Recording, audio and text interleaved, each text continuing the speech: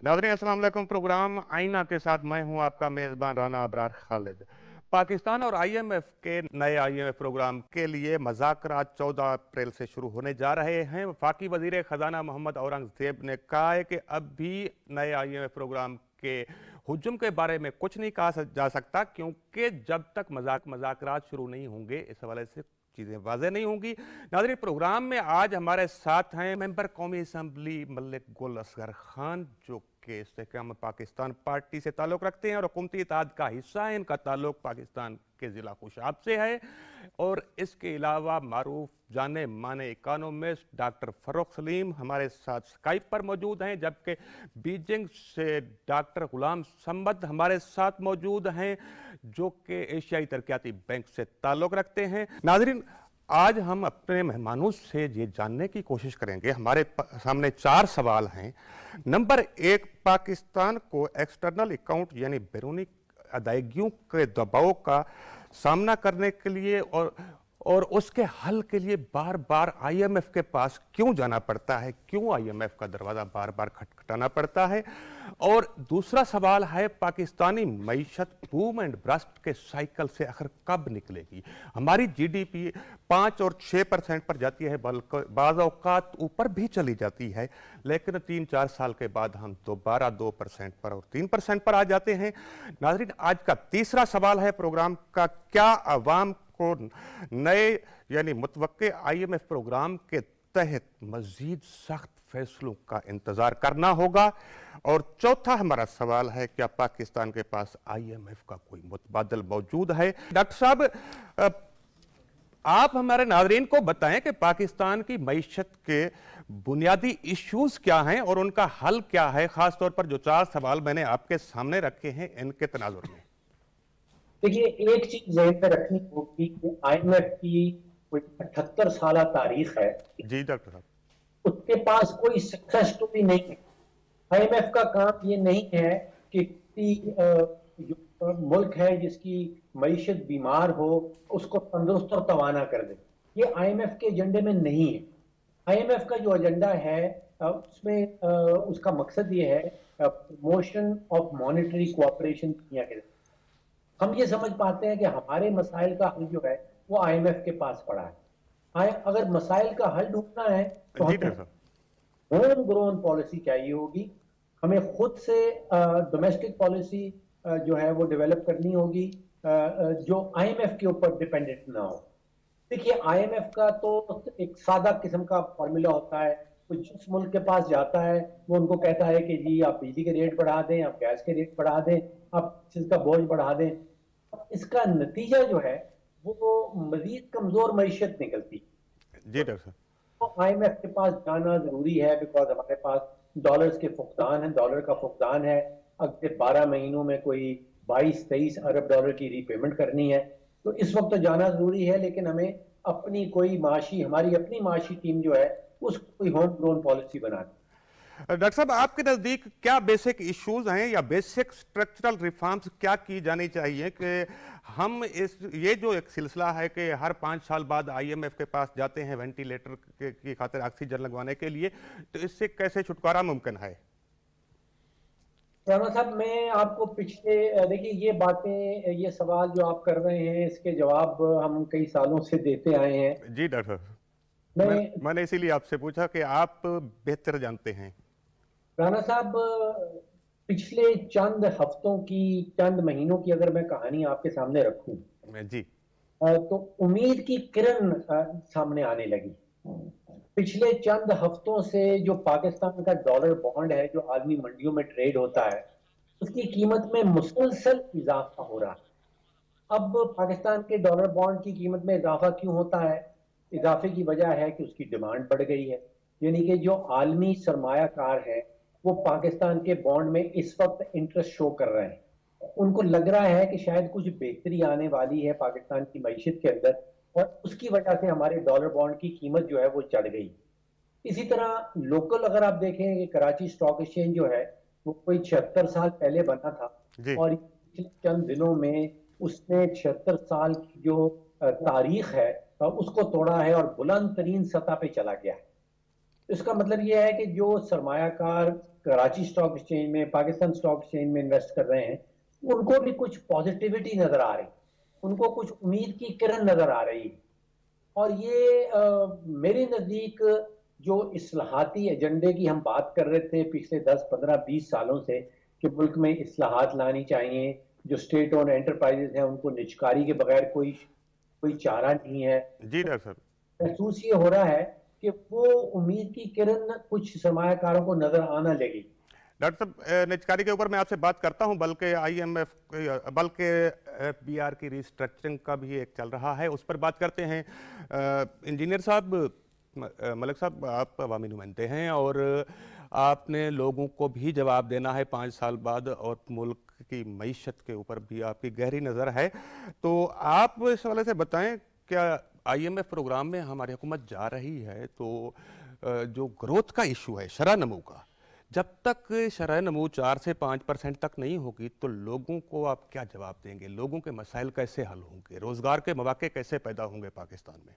जी बिल्कुल, देखिए पब्लिक जो हम अवामी नुमाइंदों को भेजती है, वो अब हिस्ट्री से देख लें, दो ही चीज़ें देखी जाती हैं जब भी कोई गवर्नमेंट आती है, कि उस गवर्नमेंट में गरीब आदमी का म्यार ज़िंदगी कितना एक बुलंद हुआ या ब्लड शेड कितना कम हुआ। ये ऑल ओवर द वर्ल्ड यही होता है जी। गरीब आदमी का जो म्यार ज़िंदगी है वो बुलंद कैसे होगा? जब तक मुल्क की इकानमी ठीक नहीं होगी। इकानमी में अब चूँकि पॉलिटिकल ओनरशिप हमारे पास है, तो आम आदमी को, क्योंकि आपके प्रोग्राम में देख रहा होगा, उसको समझाने के लिए मैं 4 बातें बता देता हूँ। चाहे वो इकानमी मुल्क की हो, घर की हो, बड़ी सादा सी है। 2 चीज़ें उसमें बड़ी अहम होती हैं कि आपकी इनकम कैसे बढ़ सकती है और एक्सपेंस कैसे कम हो सकता है। 2 ही चीज़ें हैं जी। इसके इर्द अगर आपकी इनकम कम है, एक्सपेंस ज़्यादा है, तो आपको डेट लेना पड़ेगा, फिर आपको आईएमएफ का दरवाज़ा खटखटाना पड़ेगा या किसी और आलमी इदारों का दरवाज़ा खटखटाना पड़ेगा। जब तक हम अपनी इनकम में इजाफा नहीं करेंगे, एक्सपेंस कट डाउन नहीं करेंगे, तो इकानमी का यही कंडीशन रहेगी और ग्रोथ रेट भी हमारा नीचे से नीचे। आपकी हुकूमती पार्टी है, हुकूमती इत्तेहाद में शामिल हैं आप, तो गवर्नमेंट को इस वाले से क्या तजवीज़ देते हैं? जी उसी तरफ आ रहे हैं जी। देखिए उसके लिए पहले हम इनकम बढ़ाने के ऊपर बात कर लेते हैं। इनकम बढ़ाने के लिए हमें, अब फॉर एग्जांपल जापान की इकानमी गाड़ियों पे खड़ी है, हमें जापान की तरह गाड़ियां बनाने के लिए अगला 100 साल चाहिए, हमें उसमें नहीं जाना चाहिए जी। हम जाएंगे जो हमारी स्ट्रेंथ्स हैं। हमारी स्ट्रेंथ्स क्या है? हमारी स्ट्रेंथ जो है पाकिस्तान में मिनरल है, हमारे पास बिलियन ऑफ डॉलर का मिनरल पड़ा हुआ है, उसमें हमने वैल्यू एडिशन में जाना है, तो हमारी इनकम बढ़ेगी, एक्सपोर्ट बढ़ेगी तो इनकम बढ़ेगी। हमारा एग्रीकल्चर हमारी स्ट्रेंथ है, लाखों एकड़ हमारे पास बैरन लैंड पड़ी है, जब तक हम उसको आबाद नहीं करेंगे, उससे एक्सपोर्ट नहीं बढ़ाएंगे। हमारा ह्यूमन रिसोर्स जी इतना ज़्यादा है। आप यहाँ से देखें कि हमारी जापान के साथ एक एग्रीमेंट साइन हुआ 2021 में, और अभी तक हम उनको 4 मिलियन लोग चाहिए। अगर हम ये ह्यूमन रिसोर्स एक्सपोर्ट कर देते हैं तो ये बिलियन ऑफ 15 से 20 अरब डॉलर जो है वो इन होगा। तो हमारी गवर्नमेंट ने, जो आपका सवाल है, वो ये किया कि हमने इन 4-5 सेक्टर्स में, आईटी में, आपकी एग्रीकल्चर में, आपकी मिनरल में, आपका ह्यूमन रिसोर्स में, एक इदारा जो पीछे इंटरिम गवर्नमेंट में बना था, SIFC, special investment facilitation council जी, तो ये पीडीएम गवर्नमेंट जी, पीडीएम। उसमें अब जो उम्मीद की किरण हमारे लोगों को नजर आनी चाहिए। देखिए जब बीमारी पकड़ी जाती है तो उसका हल भी होता है। बीमारी पकड़ी गई है कि हमारे मुल्क का जो सबसे बड़ा मसला है वो इकानमी है, और उसके ऊपर जो हॉर्सेस माउथ हैं, जो आप यूँ समझ लें कि जो पावरफुल हल्के हैं, उनके ताउन से ये SIFC बनी है। तो इन्वेस्टर क्यों नहीं आ रहा था हमारे पास? 3-4 मेजर रीज़न थी। कंटिन्यूटी ऑफ पॉलिसी नहीं थी, सिक्योरिटी ऑफ इन्वेस्टमेंट नहीं थी। तो SIFC का जो बुनियादी 3-4 मकासद हैं, वो एक है वन विंडो फैसिलिटेशन सेंटर के रेड टेपिज्म से हमारी जान छूट जाए। सेकंड, हमारे इसके अंदर आपका वन विंडो फैसिलिटेशन सेंटर है। थर्डली, आपकी कंटिन्यूटी ऑफ पॉलिसी है। तो ये सारी चीज़ें मिलके आपने ये देखा कि अभी रिसेंटली बिलियन ऑफ डॉलर का, 10 बिलियन डॉलर के हमारे चीफ साहब गए हुए थे सऊदी अरेबिया। तो ये सारी चीज़ें उस गवर्नमेंट की पॉलिसी का मज़र है। इंशाल्लाह ताला वी आर एक्सपेक्टिंग कि ये जो आपका SIFC है, मैं गेम चेंजर साबित होगा। दोबारा आता हूँ डॉक्टर फर्रुख सलीम साहब, 2-3 मेरे शॉर्ट क्वेश्चंस हैं आपसे, क्योंकि आपका टाइम कीमती है। सबसे पहले तो आप मुझे ये बताएं कि ये जो हालिया दहशतगर्दी के वाक़यात हुए हैं, कि एक नई लहर सी नज़र आती है जिसमें सिक्योरिटी फोर्सेस के सीनियर पर्सनल को भी निशाना बनाया गया और गैर मुल्की शहरियों को भी निशाना बनाया गया। आप क्या समझते हैं कि मईशत की तरक्की के लिए ये कितना बड़ा थ्रेट है? जी, इस दहशतगर्दी के 2 बड़े ख़ास निशाने रहे हैं। एक तो पाकिस्तान की मईशत और दूसरा पाकिस्तान और चाइना की दोस्ती। अगर आप गौर से देखें तो इन दोनों को तकरीबन सारे दहशतगर्द वाकयात जो हुए हैं, इन दोनों को निशाना बनाया जा रहा है। अब जी इसका डॉक्टर साहब। सोर्स है, यस। अभी जो सोर्स निकल रहा है, जो जड़ें पकड़ी जा रही हैं, वो तकरीबन सारी की सारी अफगानिस्तान से निकलती हैं। जी अगर तहरीक तालिबान पाकिस्तान है तो उसका सोर्स जो है वो भी अफगानिस्तान में है। अगर इस्लामिक स्टेट खुरासान है, जो ईरान के ऊपर भी हमला करता है, जो जी मॉस्को के ऊपर भी इन्वॉल्व होता है, जो पाकिस्तान के ऊपर भी हमले करता है, उसका जो सोर्स है वो भी अफगानिस्तान के अंदर है। अगर किसी इस वक्त लग रहा ये है कि शायद अफगानिस्तान दोबारा से दुनिया के जो टेररिज्म है, दहशतगर्दी है, उसका एक एपिसेंटर दोबारा से बनता जा रहा है। अब अल्लाह ना प्रॉब्लम करे। पाकिस्तान को मेरा ख्याल है कि आलमी दुनिया के साथ मिलके कुछ सोल्यूशन अफगानिस्तान के हवाले से ढूंढना होगा। जी जनरली इसमें कोई शक नहीं। आई थिंक पाकिस्तान की और पाकिस्तान की जिम्मेदारी बनती है कि चीन के हवाले से उनके जो लोग यहाँ पे काम कर रहे हैं, उनकी कंपनियां काम कर रही हैं, उनको प्रॉपर सिक्योरिटी प्रोवाइड करना। मेरा ख्याल है उसमें पाकिस्तान का एक फेलियर हुआ है, हम जी उनको सिक्योरिटी प्रोवाइड नहीं कर सके। तो दो किस्म के काम करने होंगे, एक तो पाकिस्तान के अंदर की इंटेलिजेंस को इम्प्रूव करना, सिक्योरिटी को इम्प्रूव करना, और दूसरा आलमी दुनिया के साथ मिलके जो अफगानिस्तान वाले मसले हैं, क्योंकि सारी जड़ें अब जैसे मैंने कहा वहीं से शुरू हो रही हैं। जी मेजर दहशतगर्दी के जो ग्रुप्स हैं, जो वाकयात हैं, उनकी जड़ें अफगानिस्तान में निकल रही हैं।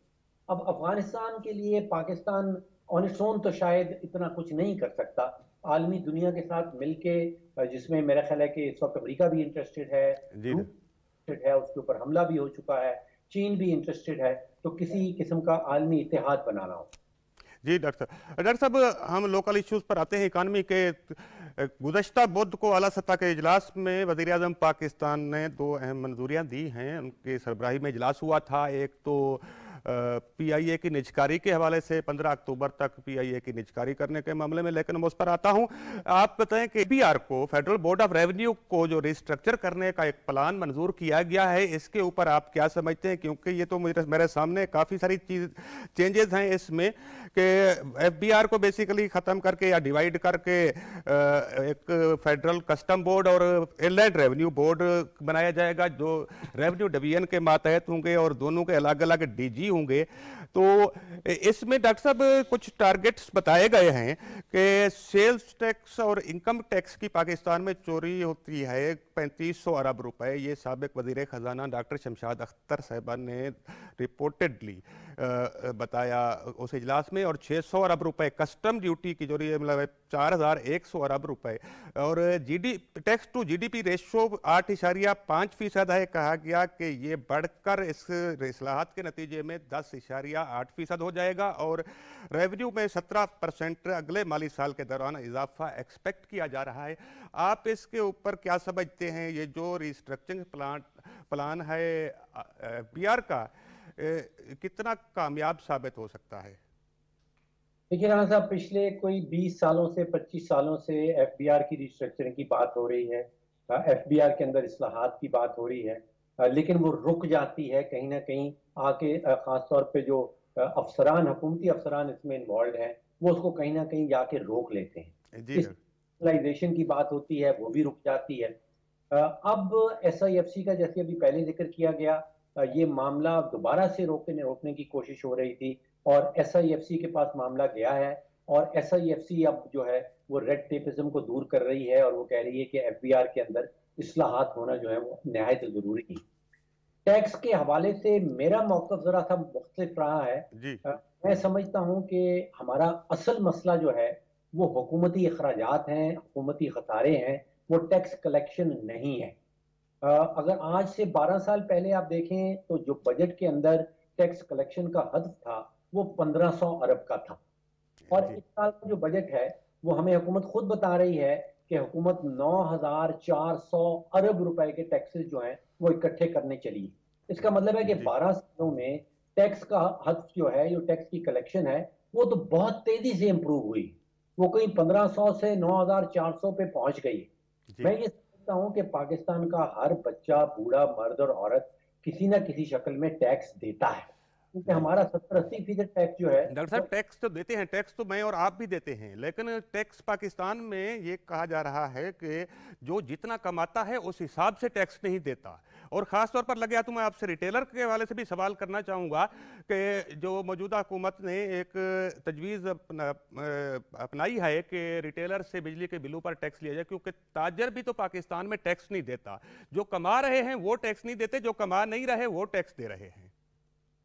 इसका मतलब ये हुआ कि टैक्स तो इकट्ठा हो रहा है, लेकिन टैक्स गलत लोगों के ऊपर बोझ डाल के इकट्ठा किया जा रहा है। जी जी डॉक्टर साहब, बात आपकी दुरुस्त है। देखिए, मैं हमेशा से कहता हूं कि जिस तरह हुकूमती अखराजात बढ़े हैं, जिस तरह हुकूमती खसारे बढ़े हैं, कोई भी तरीका नहीं है, आप जितनी भी तेजी से टैक्स इकट्ठा कर लें, वो हुकूमती अखराजात पूरे नहीं हो सकते। हुकूमती अखराजात का तखमीना कोई 12 साल पहले जो था वो 2,500 अरब का था। जो अभी बजट आया है उसमें हमें हुकूमत बताती है कि उसको 14,500 अरब चाहिए होगा अपने अखराजात पूरे करने के लिए। तो जिस तेज रफ्तारी से हुकूमती खसारे और अखराजात बढ़ रहे हैं, कोई भी तरीका नहीं है, आप पाकिस्तानी टैक्स पेयर से उनका खून भी चूसना शुरू करते हैं तो हुकूमती अखराजात पूरे नहीं होंगे। तो मेरी ओपिनियन में फोकस जो है वो हुकूमती अखराजात को किस तरह कम करना है, फोकस उसके ऊपर होना चाहिए, बजाय इसके कि टैक्स को ज्यादा से ज्यादा कितना कलेक्ट करना। जी डॉक्टर साहब, आपका बहुत शुक्रिया, आपने प्रोग्राम में शिरकत की। मलिक साहब, घूम फिर कर बात अखराजात पर आ जाती है कि हमारे अखराजात इतने ज़्यादा क्यों हैं, कि हम क्या वजह है कि अपनी चादर को देखकर पाँव नहीं फैलाते, बल्कि सरकारी खजाने से टैक्सों की रकम नहीं। वज़ीर आज़म शहबाज शरीफ ने खुद कहा है कि हम तनख्वाहें भी कर्जे की रकम से दे रहे हैं। तो कर्जों के ऊपर अयाशी का ये कंसेप्ट जो है कितने मुल्कों में पाया जाता है?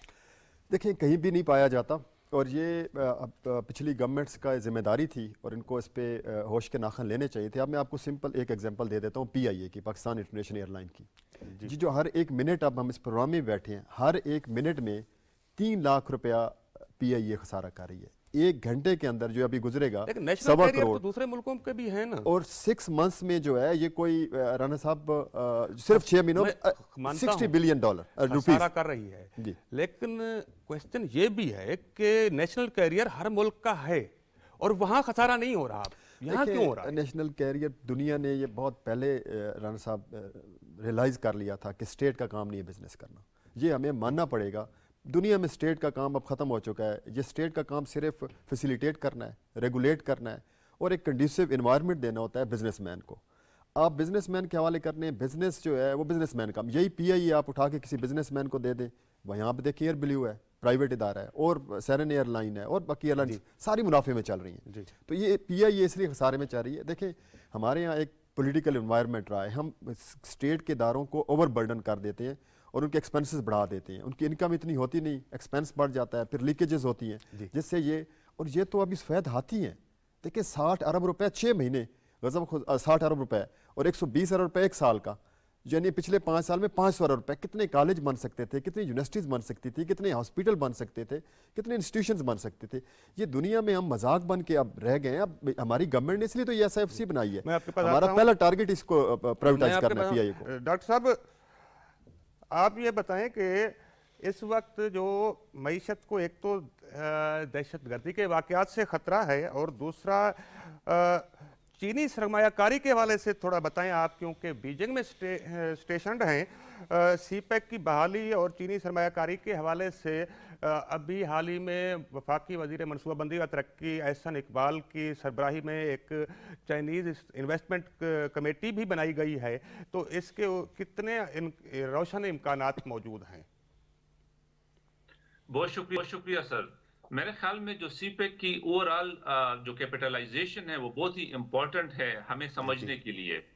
मेरे ख्याल में अगर हम ओवरऑल पोर्टफोलियो CPEC का देख लें, BRI में one of the biggest portfolio है यहाँ पे, लेकिन वक्त के साथ साथ अनफॉर्चुनेटली हमने CPEC की जो एक ओवरऑल उसकी विजन थी उसकी तरह हमने यूटिलाइज नहीं किया। मैं सर आपको एग्जांपल दूं कि हमने जो फ्री ट्रेड जोन पाकिस्तान में अंडर CPEC अम्ब्रेला तकरीबन 9 डिजाइन किए हैं, अभी तक उसमें एक ही फंक्शनल नहीं है।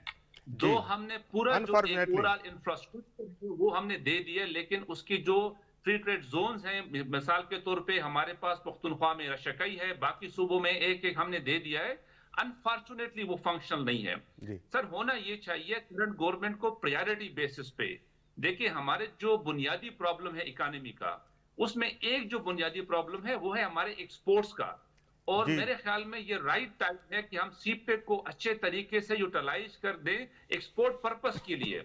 और उसमें एक जो पहलू है वो है हम अच्छी तरह यूटिलाइजेशन कर लें अपने फ्री ट्रेड जोन्स की। फॉर एग्जांपल अक्सर हो क्या रहा है कि चाइनीज की जो इन्वेस्टमेंट है अंडर जो फेज 2 है सीपेक के, उसमें होना यह था कि चाइनीज की जो इंडस्ट्रीज है वो रीलोकेट होनी थी पाकिस्तान, लेकिन अनफॉर्चुनेटली हम वो इंडस्ट्रीज का जो रीलोकेशन है वो पाकिस्तान की तरफ नहीं बल्कि कंबोडिया और वियतनाम और बाकी कंट्रीज की तरफ हो रहा है।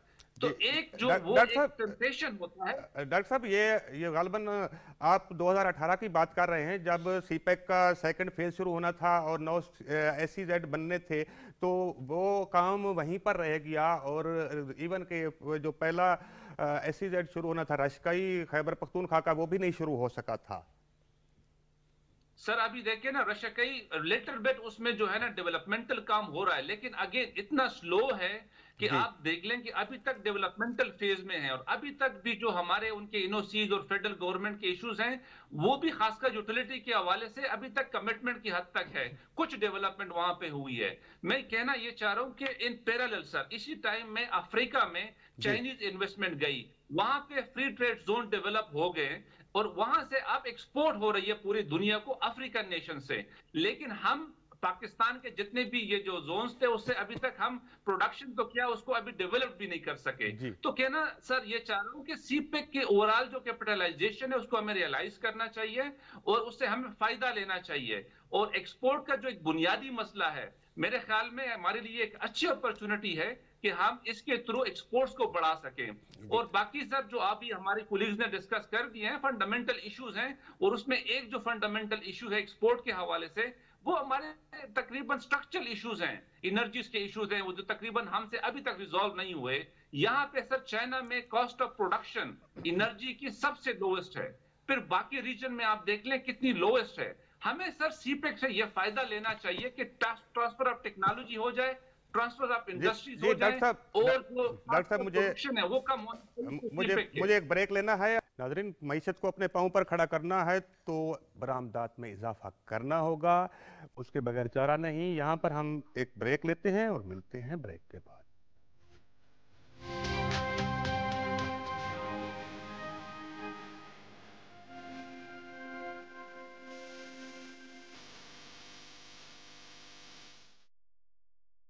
वेलकम बैक नाज़रीन।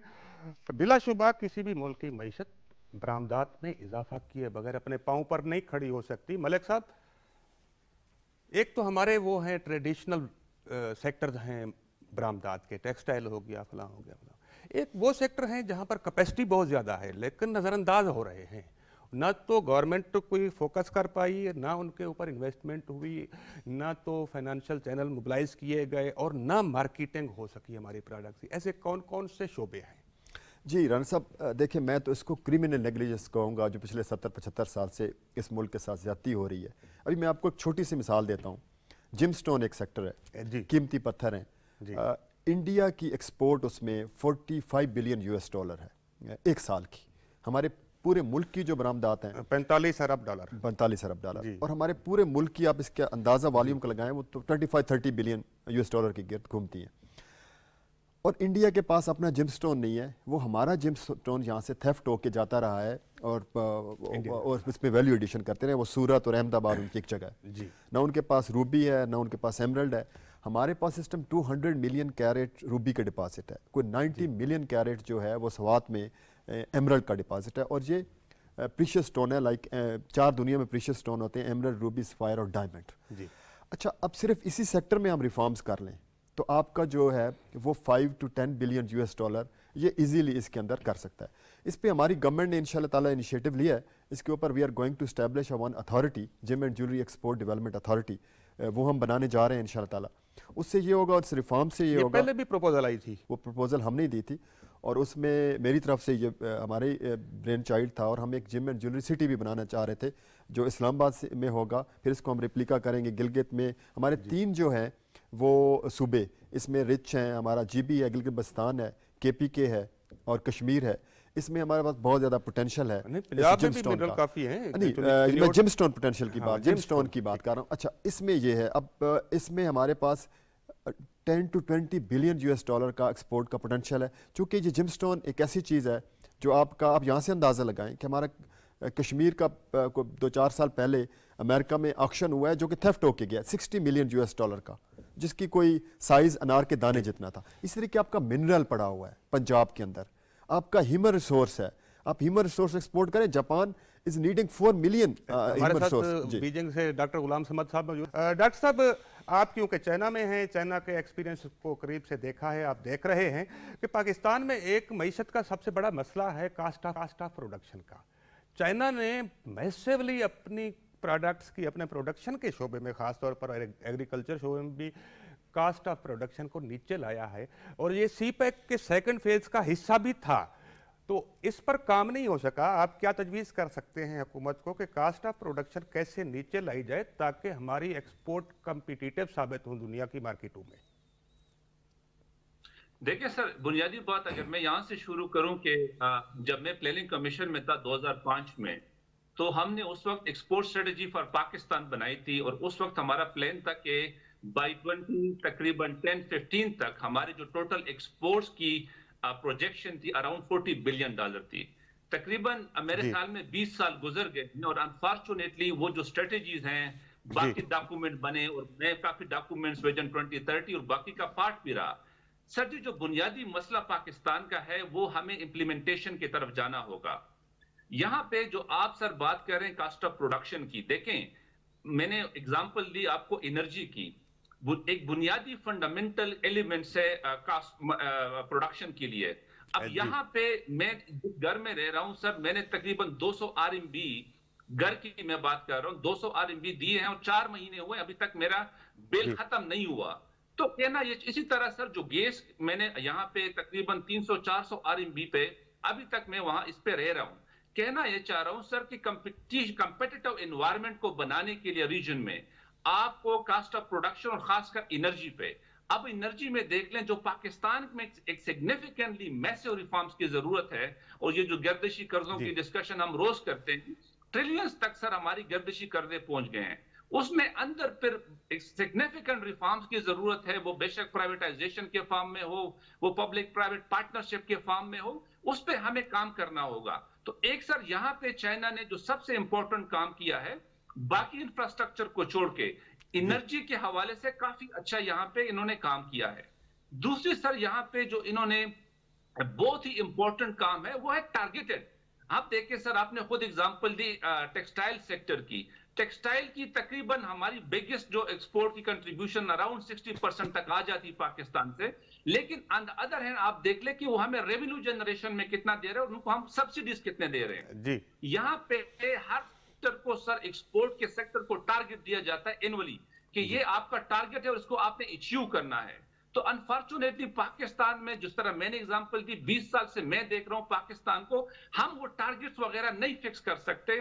ठीक है, इश्यूज भी रहते हैं, लेकिन उसको रिजॉल्व करना पड़ता है। डॉक्टर साहब, अभी हमारी केयर टेकर गवर्नमेंट ने 2030 तक बरामदात $100 अरब तक पहुंचाने का हदफ मुकर्रर किया था, तो उस पर काम भी हो रहा है SIFC के थ्रू। आप इस वाले से क्या तजावीज देंगे हुकूमत को? देखिए सर, SIFC का इंपॉर्टेंट रोल है। मैं 2 एग्जांपल आपको बताऊं सर। एक है हमारी एशियन डेवलपमेंट बैंक की स्टडी, तकरीबन उसमें जो कोऑर्डिनेशन का सबसे बड़ा मसला है, मतलब अगर फेडरल और प्रोविंशियल गवर्नमेंट की कोऑर्डिनेशन है इन्वेस्टमेंट के हवाले से, तकरीबन 22 एंटिटीज से आपको लाइसेंस लेने पड़ते हैं। और रिसेंटली जो GS के CFOs हैं, उन्होंने बताया कि तकरीबन अगर हमने टेलीकम्युनिकेशन साइट पे जाते हैं और इन्वेस्टमेंट करते हैं तो अराउंड 30 NOCs हमें चाहिए होती है, यानी सिग्निफिकेंटली कोऑर्डिनेशन आपको चाहिए। यहाँ पे SIFC का रोल बहुत ही इंपॉर्टेंट है। जिस तरह मेरे कोलीग्स ने पहले बता दिया है कि एक वन विंडो ऑपरेशन की तरफ हम जा रहे हैं, सिग्निफिकेंटली बहुत ही इंपॉर्टेंट है। लेकिन सर ये एक हिस्सा है। एक्सपोर्ट्स को 100 बिलियन तक बढ़ाने के लिए हमें मैसिव वर्क करना पड़ेगा, और मेरे ख्याल में अभी तक जो मुझे लग रहा है टारगेट हमें रेशनलिस्टिक ऑप्टिमिस्टिक रखने चाहिए। अगर हम 50 बिलियन भी रख लें तो सर पहले काम हमें करना होगा, सर्विसेज सेक्टर में सिग्निफिकेंस है और उसको हमें बढ़ाना होगा। जिस तरह कुलीग ने इंडिया की एग्जांपल दी, इसी तरह इंडिया से हम उसी सर्विसेज सेक्टर के हवाले से चीजें सीख सकते हैं। अभी तक सर्विसेज सेक्टर में भी सर बहुत बड़ा रुझान है। इसी तरह सर एग्रीकल्चर सेक्टर में पाकिस्तान में बहुत बड़ा रुझान है, लेकिन अभी तक वो टोटली अनटेप्ड है। इसके साथ साथ सर जो एक सबसे बड़ा पाकिस्तान का मसला रहा है वो है वैल्यू एडिशन का। जिस तरह कुलीग ने एग्जांपल दी, खास तौर पर चाइना गुड एग्जांपल है वैल्यू एडिशन की।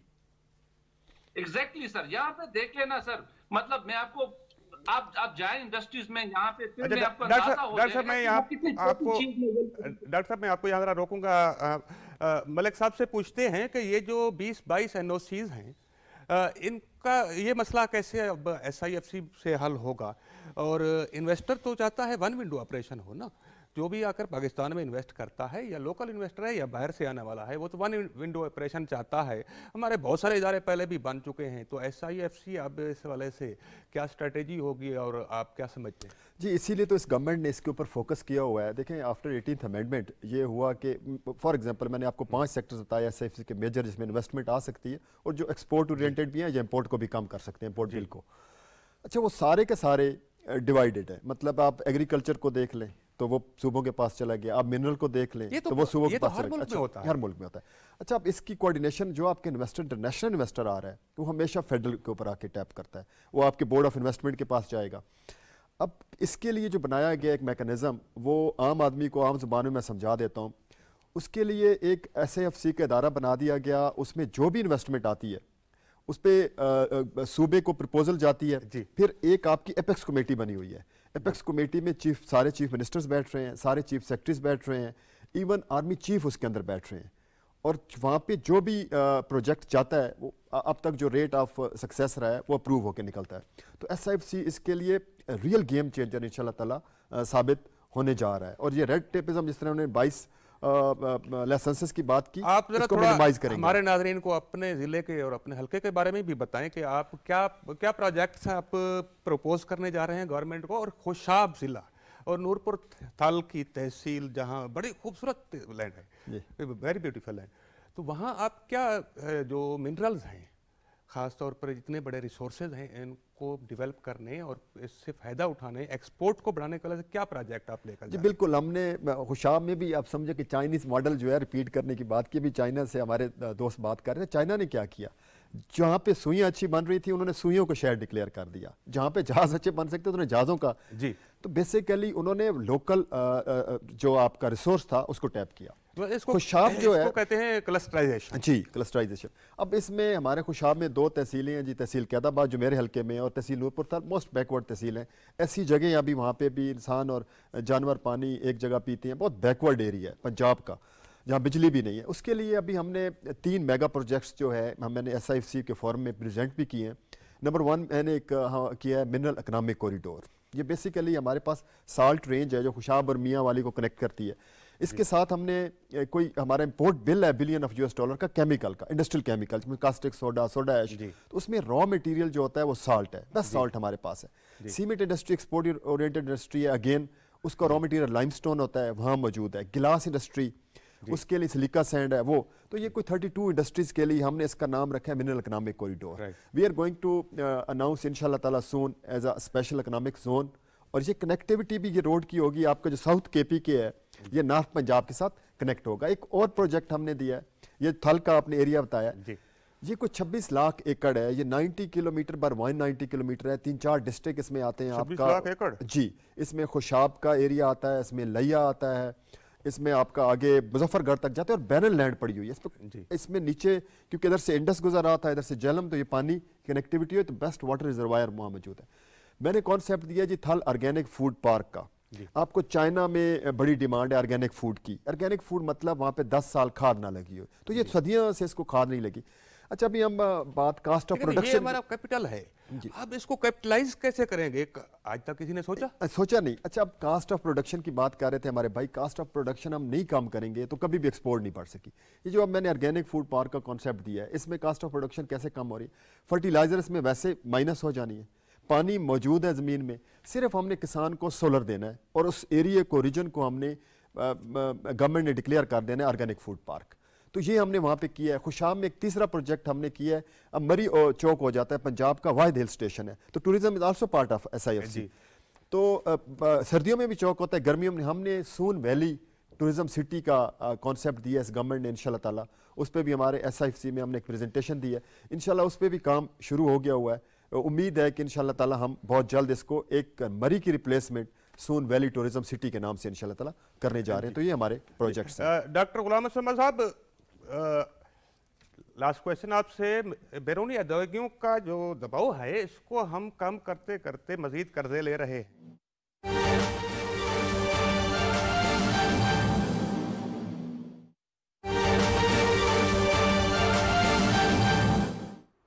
नाज़रीन, अहम खबर से आपको आगाह करते चलें। वज़ीर आज़म मोहम्मद शहबाज शरीफ का अमरीकी सदर जो बाइडन के ख़त का जवाब। वज़ीर आज़म ने कहा है कि पाकिस्तान अमरीका के साथ ताल्लुकात को कलीदी अहमियत देता है। दोनों ममालिक तवानाई, मौसमियाती तब्दीली, ज़राअत, सेहत और तालीम के शोबों में अहम इक़दामात पर मिलकर काम कर रहे हैं। दोनों ममालिक के माबैन तवानाई के शोबे और ग्रीन अलायंस इक़दाम में ताउन खुशाइंद है। उन्होंने मज़ीद लिखा कि पाकिस्तान अमरीका के साथ आलमी अमन सलामती और ख़ित्ते की तरक्की और खुशहाली के मुश्तरका हदफ के हुसूल के लिए काम करने का ख़्वाहां है। वज़ीर आज़म मोहम्मद शहबाज शरीफ ने अमरीकी सदर जो बाइडन के ख़त का जवाब दिया है। उस पर उन्होंने लिखा है कि पाकिस्तान अमरीका के साथ ताल्लुकात को कलीदी अहमियत देता है। उनका मज़ीद ये कहना था कि दोनों ममालिक तवानाई, मौसमियाती तब्दीली, ज़राअत, सेहत और तालीम के शोबों में अहम इक़दामात पर मिलकर काम कर रहे हैं। दोनों ममालिक के माबैन तवानाई के शोबे और ग्रीन अलायंस इक़दाम में ताउन खुशाइंद है। नाज़रीन, ये थी PTV ताज़ा तरीन।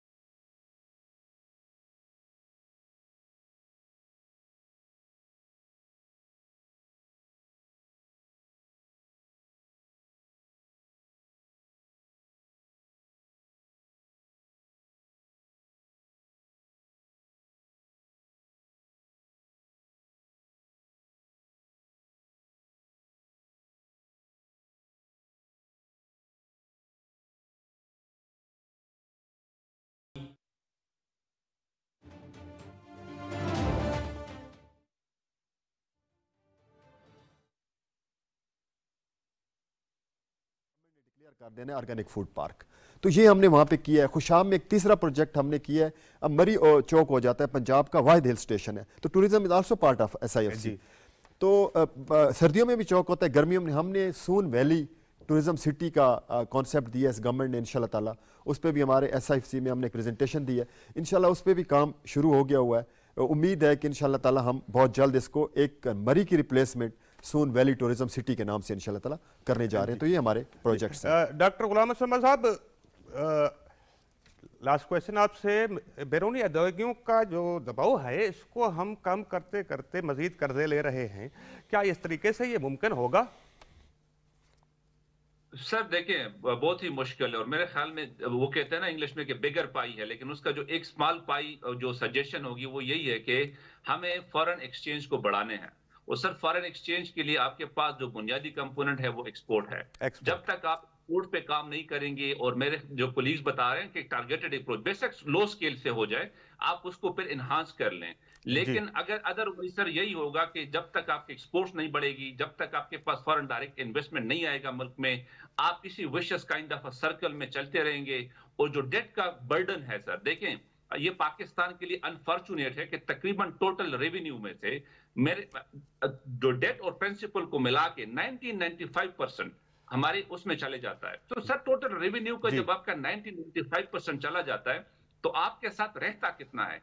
और आप सर अंदाजा लगाएं कि देखें दूसरी जो बुनियादी फंडामेंटल है एक्सपोर्ट्स और इन्वेस्टमेंट सबको बढ़ाने के लिए, ठीक है, मतलब हमारे पास बाकी जो एक इंडिकेटर्स हैं, लेकिन एक एग्जांपल मैं सेविंग रेट के हवाले से दूं। सर, अनफॉर्चुनेटली पाकिस्तान में हिस्टोरिकली हमारा सेविंग रेट सिग्निफिकेंटली मैक्सिमम 15% तक गया है। तो उस पे हम करना होगा, और उसकी एक अगेन सोल्यूशन जो मैं चाइना की एक्सपीरियंस से दे रहा हूं, यहाँ पे सर इनका जो सेविंग रेट है 40% to 50% of the total GDP तक गया है, और उसकी एक रीजन है, वो है डिजिटलाइजेशन।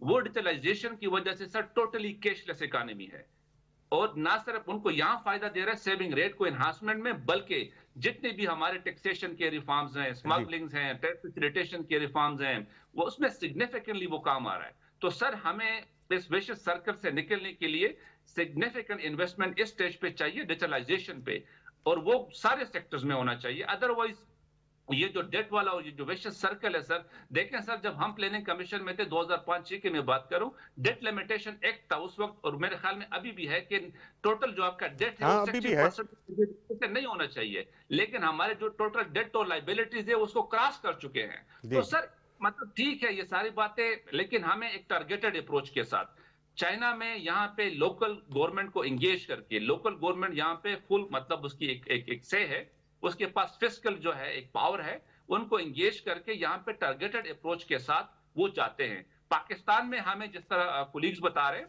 छोटे स्केल पे बेशक हो टारगेटेड अप्रोच के साथ उनको टारगेट दिया जाए। एसआईएफसी का सर एक सजेशन होगा कि प्लीज एक्सपोर्टर को टारगेट दें, अदरवाइज अगर हम इस तरह चलाएंगे तो मेरे ख्याल में पिछले 20 साल से यही प्रोग्राम, यही प्रोजेक्ट हम सुनते आ रहे हैं, लेकिन इवेंचुअली इसका कोई फायदा हमें नहीं आ रहा।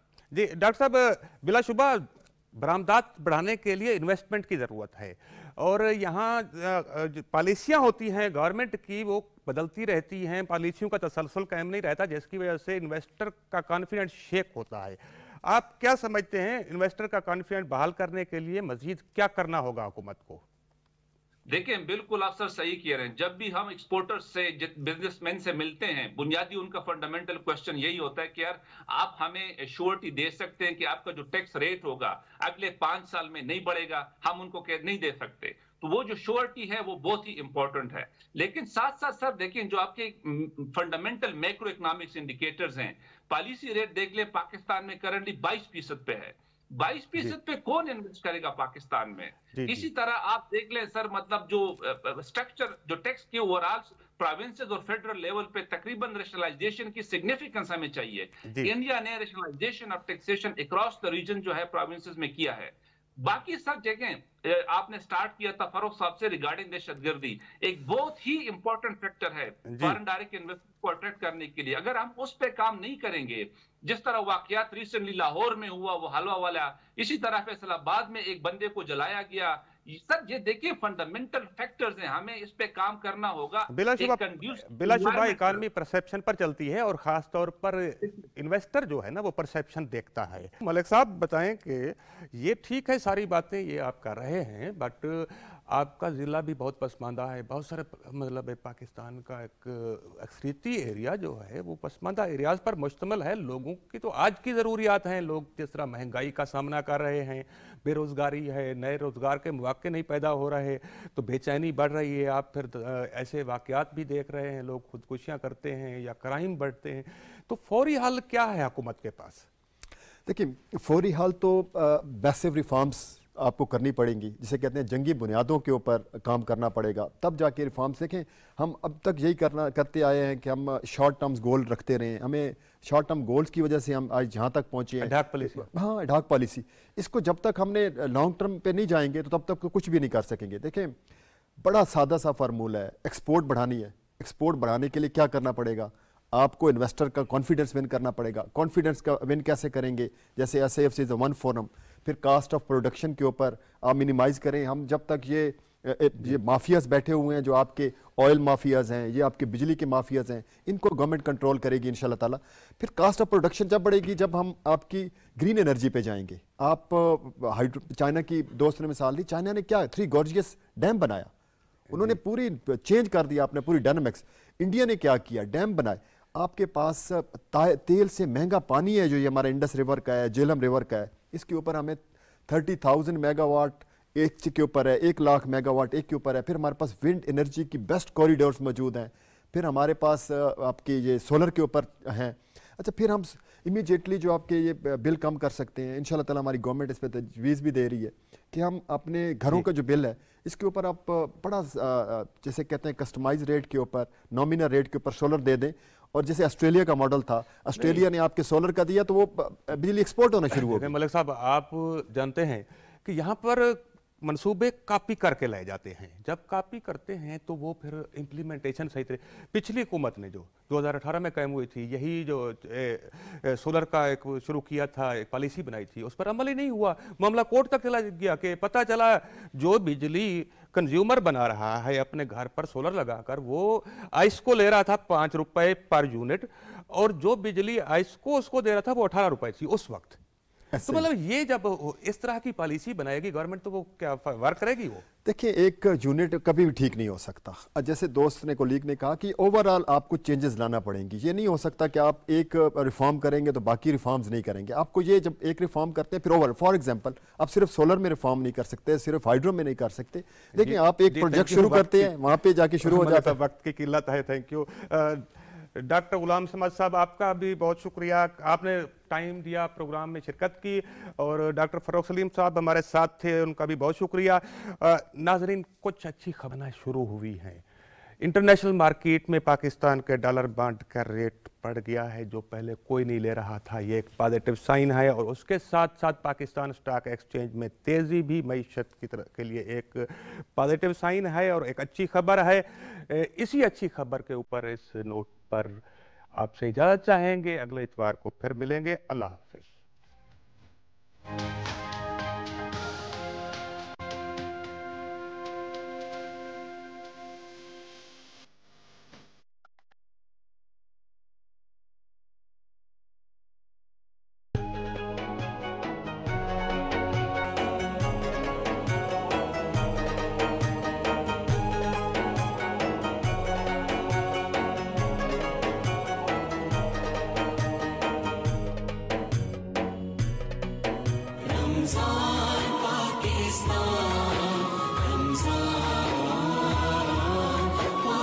Pakistan.